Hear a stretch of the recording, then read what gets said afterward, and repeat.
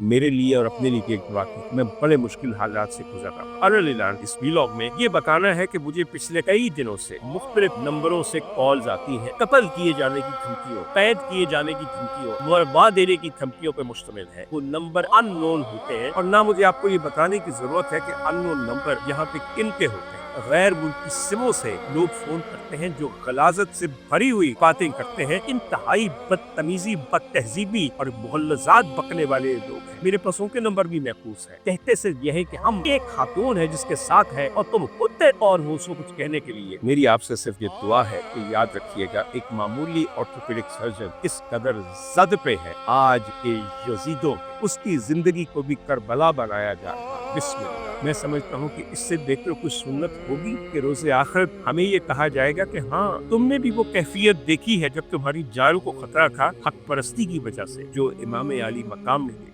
मुझे अपना अजर अपने अल्लाह से लेना है। मेरी हिफाजत करने वाला मेरा हाफिज, मेरा रब है और कोई नहीं। और उसकी हिफाजत में रहने के बाद आपको किसी दुनियावी यजीद या इब्ने ज़ियाद का कोई खौफ नहीं रहता।